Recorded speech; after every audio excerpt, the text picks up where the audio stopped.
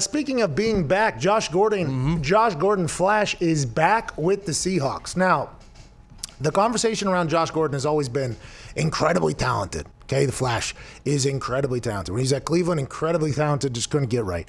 Goes to New England Patriots, incredibly talented, just couldn't get right for whatever reason. Goes to Seattle Seahawks, and it ends with him getting suspended for a marijuana fail, which is probably like number 45 for Josh Gordon, or we don't know the exacts. But then whenever the NFL rolled back its rules and punishments against marijuana and said, you know what, in the year 2020, with the new CBA, we aren't going to punish people a lot worse for smoking a plant than we would for almost anything else in this entire league. We're not going to punish somebody for smoking a plant instead of choosing to take every painkiller that they could potentially find. The NFL, our commissioner, took a step into the 21st century with marijuana laws. And you got to remember, marijuana regulations, the reason why they are the way they are is because the people that are currently in power, all right, if you just look at them, there's people in power.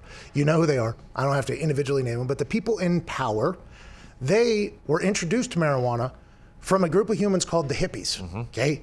And the hippies were everything that the people in power were not, okay? They hated America. They didn't want to. They hated the military. They wanted peace. They wanted all, like everything that the people who are currently in power who make decisions in a lot of the states right now that are still not really voting for marijuana. Their first impression of marijuana came from a group of people that they probably never wanted to associate themselves with. And first impressions can die hard. I mean, it's very hard to do that. But now more science and research is coming out about the benefits of marijuana, and then CBD, which comes from the same plant. And it's kind of like one of those things where it's slowly taking its steps back into America. Although the business in Denver, we learned very quickly, is massive. And in every single state that has allowed it, has become just paramount to the state's economy. I mean, it's one of those things where it's slowly happening. And the NFL took the same type of steps as society's doing, which is slowly backing off punishing for marijuana. You still test positive for it.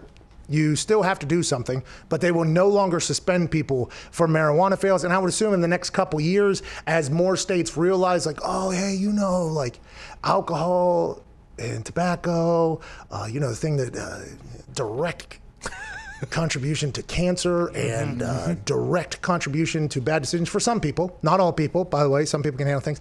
That seems like that's been much worse to our society than this drug that every single day a new research or study comes out, and it's just like so much better for you than basically anything else that is on the market at this point. That is something that I think as those laws continue to turn, the NFL will do alongside of that. So whenever the NFL said no more suspensions for marijuana, I think Josh Gordon's name was trending. Like I think on Twitter, Josh Gordon's name was trending. And everybody's like, where's Josh Gordon going to go? Who's he going to play for? Everybody thought he was going to go back to Seahawks. Here they go. They make it happen. Russell Wilson gets another weapon. There's also been a lot of rumors that they are interested in Antonio Brown, who has an 8-game suspension. Who knows if there's going to be any more there? I mean, the Seattle Seahawks are potentially building something really special on the offensive side of the ball, and good for Josh Gordon getting back in the game. Because for a guy that was suspended and lost a lot of money for such a dumb reason, everybody will say, well, tell him just stop smoking weed. I agree.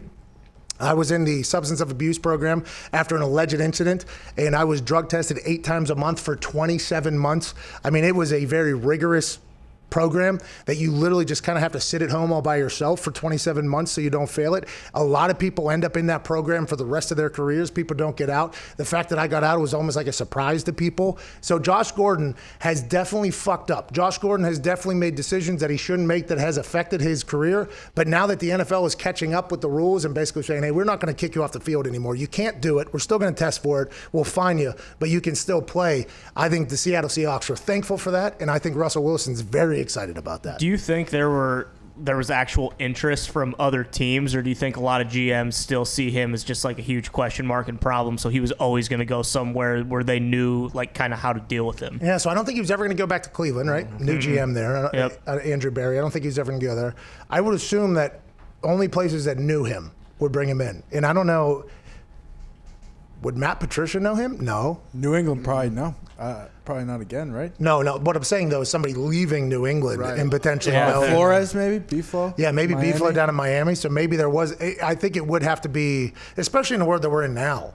Like in the world now, they're not going to be able to meet with people. Yeah. You barely work people out at this point. I mean, getting people in for a workout, they have to quarantine, they have to do this, let alone learning about people in a face-to-face basis. So I would assume that the Seahawks is why everybody thought that's where he was going to go.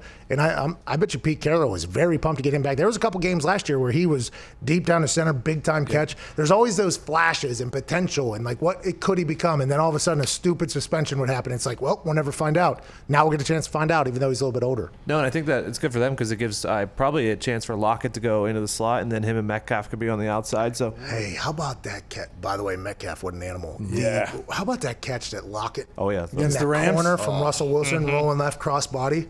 That was one of the most insane completions I think I've ever seen. your guy Phil Dorsett's there too. So A lot of speed. They got what? Greg Olsen, Disley at tight end. Yep. They're kind of stacked. Oh, Fox commentator Greg Olsen. Yeah, that guy, third leg. I love G-Reg.